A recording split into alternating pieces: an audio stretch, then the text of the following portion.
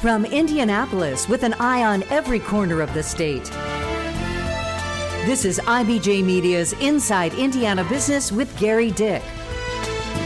Presented by Elevate Ventures and Indiana University. Ladies and gentlemen, start your engines! This is the greatest spectacle in racing. That sound. This month, May in Indiana. You just won the Indy 500. The Thunderbirds. Bagpipes. A swig of milk. The party in the snake pit. This spectacle, a time when Indiana shares its unique traditions with the rest of the world. Back home again in Indiana. Back home again in Indiana. 2 laps to go. It's time to buckle in for Business at the Brickyard from the world's greatest racecourse. Presented by Purdue University. Climb the fence at the Speedway again. Hello and welcome to Inside Indiana Business. I'm Gary Dick, coming to you once again from the Indianapolis Motor Speedway as we continue our month-long Business at the Brickyard series, a look at the economic impact of motorsports on Indianapolis and the state of Indiana. It is significant, touching all 92 Indiana counties, 300 plus motorsports-related businesses. One of them, the NTT IndyCar Series. Mark Miles is the CEO of Penske Entertainment, also the CEO of the IndyCar Series. Mark, thanks for joining me. Thanks, Gary. Happy to be out here on the victory podium with you. Oh, it feels great. Yeah. It really does feel good. Give me your take on the state of IndyCar racing. I can't say never been better because that goes back decades, but at least in my tenure, which is now, this will be my 11th Indy 500, it hasn't approached this level. We're hitting on all cylinders, as we say. Green. Christian Lundgaard got The Grand Prix last weekend was our 5th race. Now we've got qualifying on NBC, and then we've got the race. And every one of the events has been meaningfully up. Yeah. So that means attendance, it means television audiences, it means social and digital audiences. On the supply side, we have 27 cars on the grid. We kind of have to limit that now. This is at most IndyCar races because we don't have room in the pits. Yeah. So the value proposition for prospective owners of an IndyCar team is off the charts, and really good news. When you look at metrics, sponsorships, corporate engagement, television, social media, there's so many things you look at. Is there anything that stands out to you? The biggest growth has been on social and digital media. So that means younger. And that, of course, is music to every sports marketer's ears. Yeah. As you look at ways that you deliver your product, certainly relatively new deal with NBC. I know you've expressed a lot of positive comments on that, but also doing things like docuseries, 100 days to Indy, right? Right. That's the name of our docuseries, and it's going great. The audience is really young. It's a great chance for people who know IndyCar to have a whole different insight into the drivers and their families and what goes on off the track. For new people, it's a chance to really appreciate IndyCar, and we're just thrilled. Talk about the relationship with NBC. I know there's been a lot of talk of the cross-promotion they do through all their different properties. Are you pleased with the NBC deal? Yeah, the first thing is that we basically became a network sport. So we have 17 events this year, and 14 of them will be on network. And that gets you the audience. That's the reach that every sport's looking for. They're great promoters and great partners. They really like IndyCar. They call it the symphony approach, which is their biggest events on the Today Show and on late night and all the platforms that they have available under NBC Universal to help us grow. And for Formula One in Miami, it's race on! And we've Look at Formula One is having success in the United States, in North America. They've got their own docu-series, Drive to Survive, I think is the name of that. How do you view F1? I think they do a great job, and they have grown. Their growth here has been primarily a result of moving from 1 to this year 3 F1 events or races. So they just did Miami. They'll go back to Austin, Texas. Then they'll be in Las Vegas. Our television audience is still bigger. We're the dominant open wheel series in North America, in the U.S. And so I think it's sort of the industry just level rising and helpful to us. You look at the Indianapolis 500, the marquee event, ticket sales, I think last year were the best in 25 years, with the exception of the 100th running. And this year, I'm hearing ticket sales are up. What's driving that? I think it's everything. As I said, sort of hitting on all cylinders. This place is, any fan that comes near it realizes that we're really reinvesting for the fans. The condition of the facilities, our attention to detail, and the fan experience. There are more big screens everywhere. So part of it is that, and part of it is just the excitement around IndyCar. What's the future as you look at so many venues here in Indianapolis? Entertainment, to bring fans here. It's about more than the race. Is that the future of racing? When you look at individual, whether it's Indy or Iowa or whatever it is, as you look at growth of the sport, is it about these entertainment options? Yeah, well, it starts with a great sport. We have the most competitive racing, the sport itself, off the charts. And then it's what do we add? So that we can appeal more broadly to all the tastes. And yeah, music is a big part of that here at Iowa, which you mentioned, and elsewhere. Celebrities, more and more celebrities are turning out, more influencers are using their voice to attract more fans. But at the end of the day, no sport is just the sport, it's really the presentation. Final question, and that's what's next. Been a lot of talk about expanding the schedule, adding some venues. Is that in the offing? Yeah, we're not looking to expand the number of events beyond 17 per se.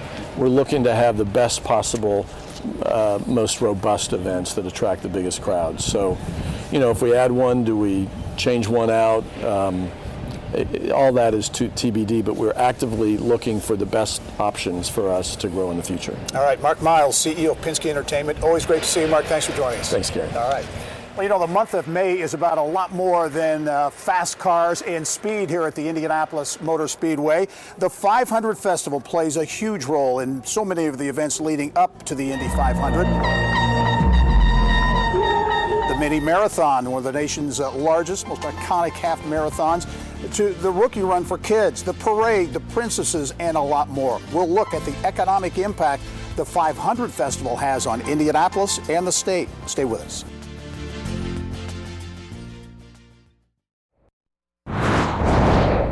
Here's what's making news around Indiana, brought to you by the Indiana Association of Realtors, Indiana's 21,000 realtors, the neighbors you know, the experts you can count on. Well, so many people and organizations responsible for making the month of May a success, and none more important than the 500 Festival. It's been around since 1957.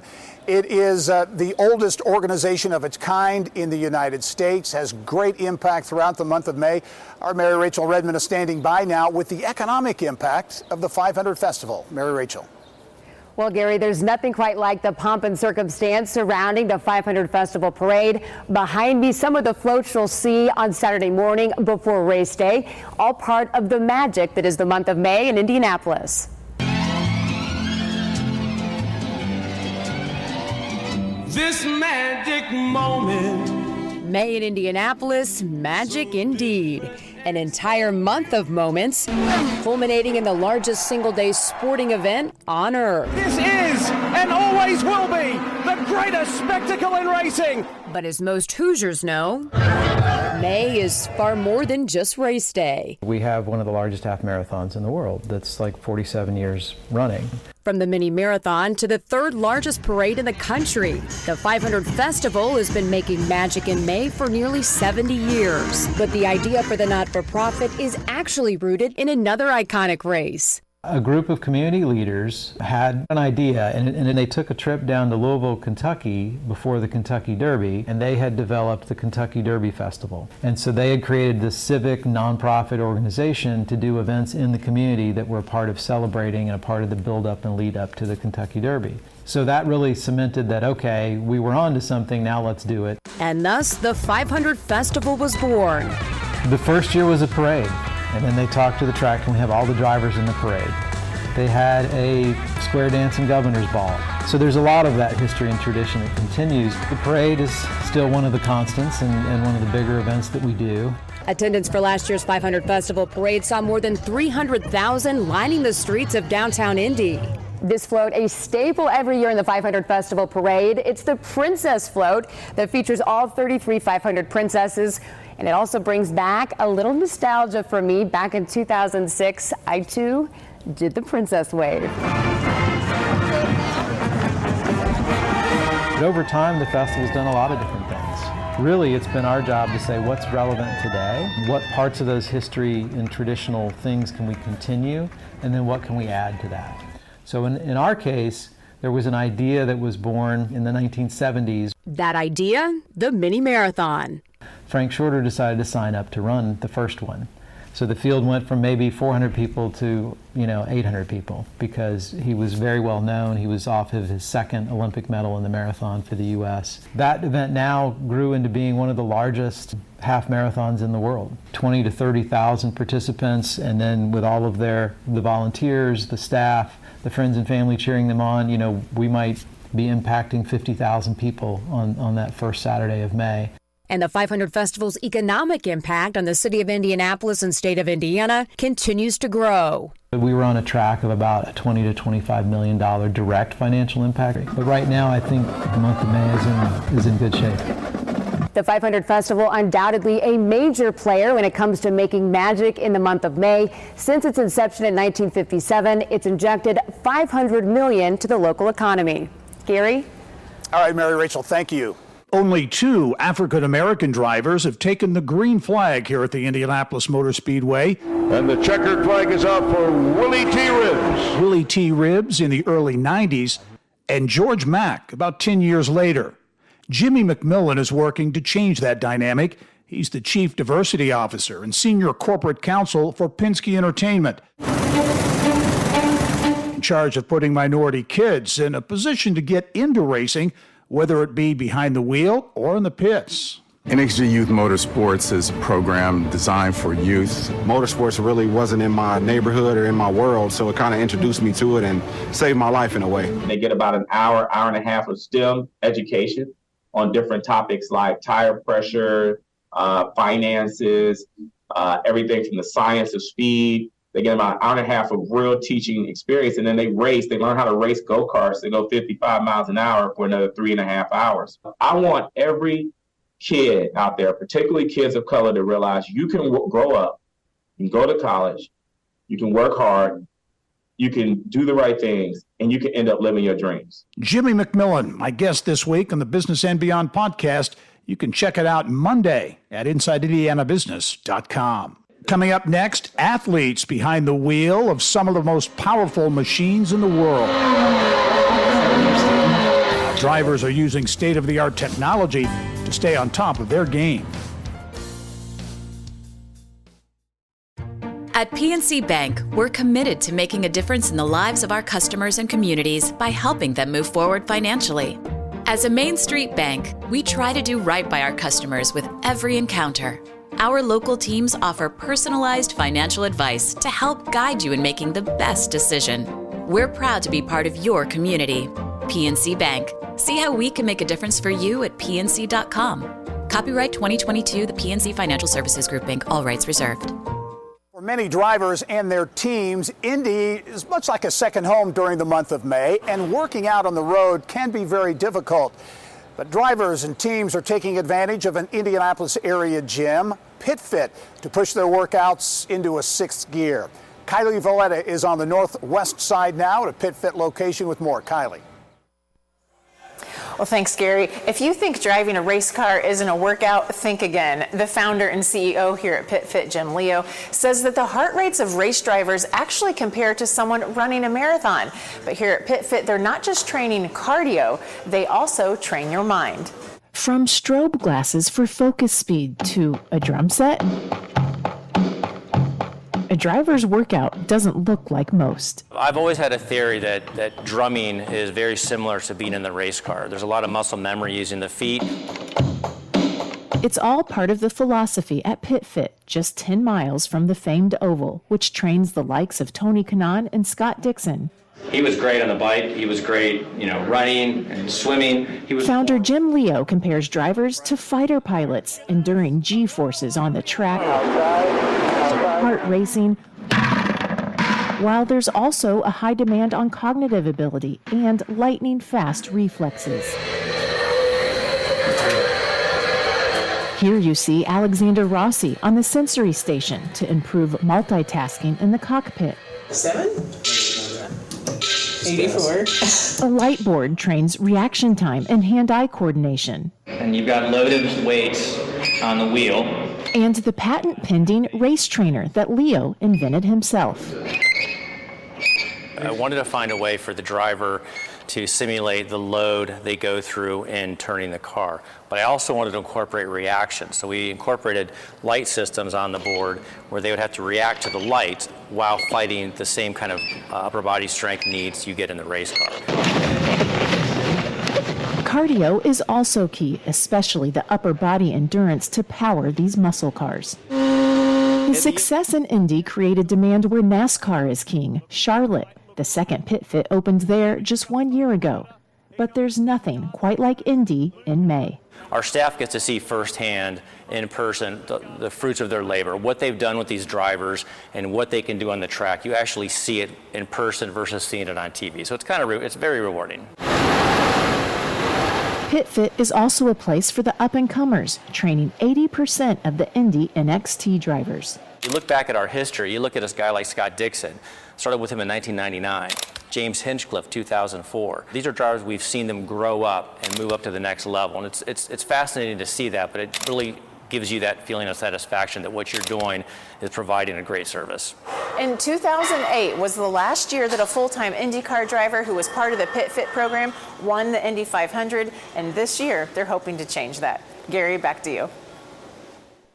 All right, Kylie, thank you. We have this great product called Indiana, and people want to be here, and people want to grow their businesses, but we got to make sure we're growing our population because we have to grow our workforce. Indiana Secretary of Commerce Brad Chambers during a fireside chat with IBJ Media CEO Nate Feltman during this week's Engage Greater Lafayette West Lafayette event at Purdue University.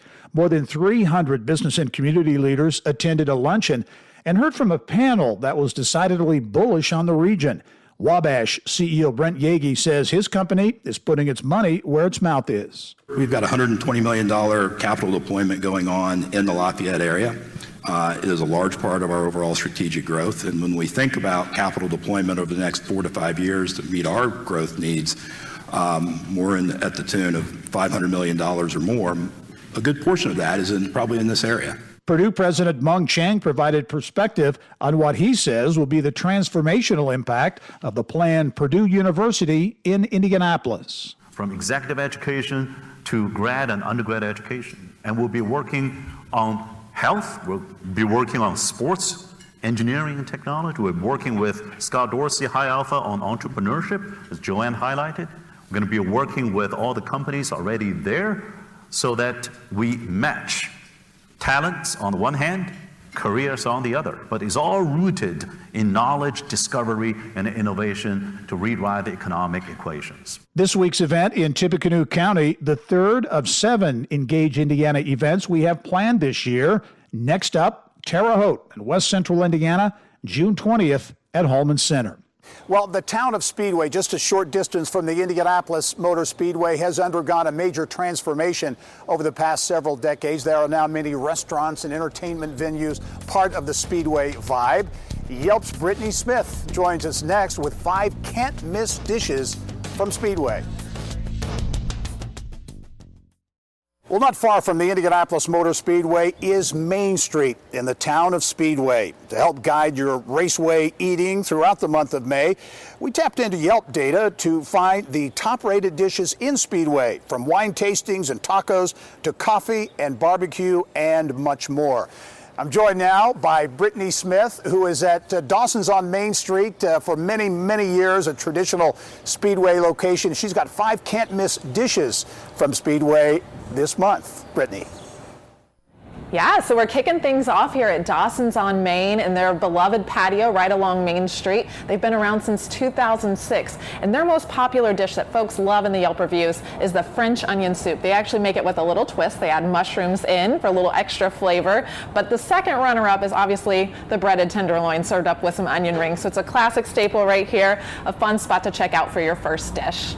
Just a few doors down, we're next up with Charlie Brown's Steak and Pancake House. They've been around for over 50 years, clearly a staple in the Speedway community, and they are best known for their country fried steak. The Yelp reviews can't get enough of it with the crispy edges and the gravy poured over top. Definitely some comfort food there. But if you've got a sweet tooth, folks also love the banana and strawberry waffles that are topped with a little bit of sprinkled sugar. It's a great business to check out if you've never been.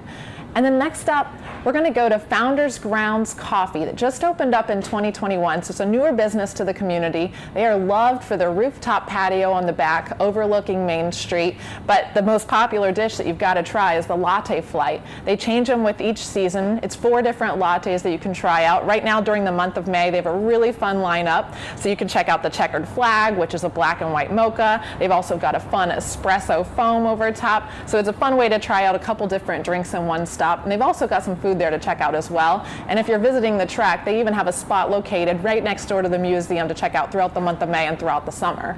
A few blocks off Main Street is Aquiles Jalisco. This spot is loved for their birria tacos. And if you've never had them, they were cleverly noted in a Yelp review as the French dip of tacos. So it comes with a herbaceous dip that you put the taco into as if tacos could be any better. And then they're also known for their carne asado tacos as well. It's a really affordable spot, fast service, a good place to check out if you've never been. And then last but not least, we've got the Garlic Knuckles at Brosini's. They joined Speedway just a few years ago, and it's a really family-friendly spot. They're also dog-friendly, great for groups if you're visiting Speedway during the month of May with a big group. But the Garlic Knuckles are made from scratch, slathered in a wonderful garlic butter sauce, and they're also known for their New York style pizza that's served not only by the slice but a whole pie. So it's a really fun place to check out, but don't leave without trying the Garlic Knuckles. Thanks so much, Gary. Hope this gives you all 5 new fun spots to check out during the month of May in Speedway. All right, Brittany, thank you. Lots of tasty options during the month of May and well beyond in the town of Speedway. Well, that's all the time we have for this edition of Inside Indiana Business as the countdown continues to the 107th running of the Indianapolis 500.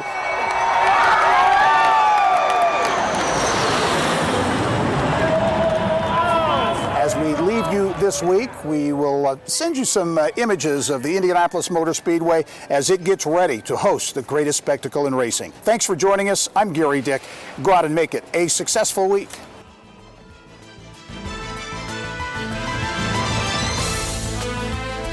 Thank you for listening to the Inside Indiana Business Television podcast. Remember, you can get the latest business news from every corner of the state at InsideIndianaBusiness.com. I'm Gary Dick. Go out and make it a successful week.